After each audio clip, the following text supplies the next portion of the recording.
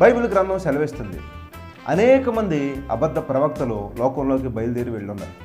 ఈరోజు సమాజంలో ఏది నిజమా ఏది అబద్ధమా చాలామందికి కన్ఫ్యూజన్. ఎందుకనంటే ప్రతి వాళ్ళు నేను ప్రవక్తనని చెప్పుకుంటున్నారు, నేను దర్శనాలు కన్నానని చెప్తున్నారు. నీ గురించి ఏదో వాళ్ళు చెబుతూ అనేసరికి నువ్వు వింటున్నావు. వినిన తర్వాత నా గురించి బాగా చెప్పాను అంటున్నావు.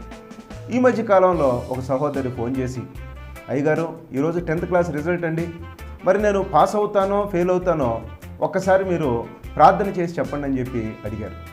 అడిగిన వెంటనే ఒక 10 నిమిషాల తర్వాత వెంటనే నన్ను అడుగుతున్నారు, దేవుడు మీకు ఏమైనా చెప్పాడా? దేని గురించి? 10th క్లాస్లో ఈ పాప పాస్ అవుతుందా ఫెయిల్ అవుతుందని చెప్పి నేను ప్రార్థన చేస్తే దేవుడు నాకు చెప్తాడా? అంటే సమాజంలో ఇలాంటివి అలవాటైపోయింది. జనాలందరూ క్రైస్తవులు కానీ క్రైస్తవేతరులు కానీ వాళ్ళేమనుకుంటున్నారంటే ప్రతి చిన్న విషయం మీరు ప్రార్థన చేయగానే దేవుడు మీకు చెబుతాడనే భ్రమలో మీరు బ్రతికేస్తూ ఉన్నారు. అందువల్ల ఇలాంటి వాటిని క్యాచ్ చేయటం కోసం అనేక మంది అబద్ధ ప్రవక్తలు లోకంలోకి బయలుదేరారు.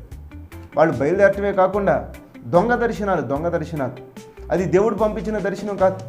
ఎక్కడో బైబిల్ గ్రంథంలో ఎవరికో జరిగినటువంటి సందర్భాలను కొన్ని తీసుకుని అది నీ కూడా జరుగుతుందనే సంగతితో నిన్ను మోసం చేయడానికి అనేక మంది అబద్ధ ప్రవక్తలు ఈరోజు సమాజంలో ఉన్నారు.